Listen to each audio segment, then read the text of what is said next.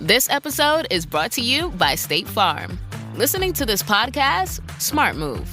Being financially savvy? Smart move. Another smart move? Having State Farm help you create a competitive price when you choose to bundle home and auto.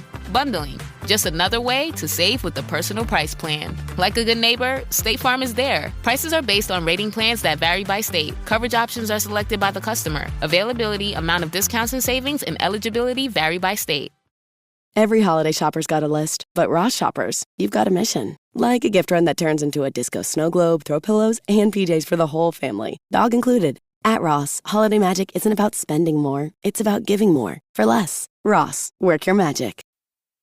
This is Optimal Health Daily, Athlete Edition, What Your Nutritional Priorities Should Really Look Like, by Jessica Spendlove of jessicaspendlove.com. And I'm Dr. Neil, your host and narrator. Hey there, happy Sunday, and welcome to Optimal Health Daily, or OHD, where I read to you from some of the most popular health and fitness blogs online. And let's keep this intro nice and short so we can get right to today's post as we optimize your life. Athlete Edition, What Your Nutritional Priorities Should Really Look Like, by Jessica Spendlove of jessicaspendlove.com. If you're an athlete who wants to optimize their diet to improve performance, you'll find there's an overwhelming amount of nutrition information available. But one of the biggest mistakes I see is people trying to change everything all at once. So, how can you figure out what tips are important for improving athletic performance, what you can ignore, and where to start? Looking at your nutrition like a pyramid of priorities can help. Here are the nutrition tips, tools, and frameworks that will take you on the journey from good to great. 1. Energy intake. Fuel the work you're going to do and adjust energy intake to output. Your energy intake is the number one priority of performance nutrition, and it's essential to get this foundation right. It's so important to provide your body with enough energy for your training load and goals, not only for athletic performance, but day-to-day life. Carbohydrates are the key energy source used during exercise. They should ideally be consumed before and after exercise, as well as during, if the duration is longer than 90 minutes. If you're not eating enough carbohydrates or not optimizing the timing of your intake, you'll experience low energy, fatigue, poor recovery, reduced concentration, low mood, and suboptimal outcomes in training and competition. The amount of carbohydrates an athlete requires depends on the duration of exercise, the time between training sessions, like if you're training twice a day, and the intensity of the sessions, as well as body composition goals. When training loads are low, less fuel from carbohydrates is required, so athletes can make more room on their plate for other nutrients that can optimize their health and recovery, like all those colors from fruits and vegetables. 2. Macronutrients, the performance plate model and protein consistency. Macronutrients are the nutrients that your body needs in large amounts to perform at its best. The macronutrients are carbohydrates, protein, and fat. The performance plate model is a great way of visualizing the dietary changes you should make depending on your energy requirements. As a general rule, you want to adjust color and carbohydrates based on energy output. The higher the training load or intensity, the larger the ratio of carbohydrates on your plate to colors. But on a low day, you want to dial the color portion up, meaning from salad and vegetables, and the carbohydrate portion you'd want to scale back. Note, I say scale back or reduce, not remove. Keep protein and healthy fats consistent. On a high-intensity exercise day, your plate should be filled with about 50% or half carbohydrates. On a moderate day, it should be 30% or about a third carbohydrates. And on a rest or low-intensity day, it should be 25% or less. Each meal and snack should feature a source of high-quality protein to optimize muscle protein synthesis, strength, recovery, and appetite control. Aim for 40 grams of protein in a meal and 20 grams in a snack, or 1/4 to 1/3 of your meal and snack. 3. Food quality. Fats protect, so don't neglect them, and all the colors. While carbs and protein get plenty of attention for athletic performance, the quality of your diet in the form of micronutrients and healthy fat intake is important too. Healthy fats like extra virgin olive oil, nuts, seeds, oily fish, and avocado contain monounsaturated and polyunsaturated fats that have many benefits for the body, impacting your heart, joints, hormones, and mind. They're important for optimal performance, but timing is critical. Eating fats too close to exercise can increase the risk of gastrointestinal issues, so consume them 1 to 2 hours before or after training or games. In general, athletes should aim for between 3 to 4 servings of healthy fats per day. I suggest having a tablespoon with each main meal, and if you could squeeze them in with snacks that aren't too close to training, that's even better. Micronutrients are the vitamins, minerals, and antioxidants in the foods we eat, and while they're needed in smaller amounts than macronutrients, they're still essential in the diet. During periods of high intensity and long duration training sessions, athletes may be at an increased risk of micronutrient deficiencies, such as iron deficiency. Calcium deficiency is also a risk when dairy foods or other high calcium alternatives are not consumed regularly.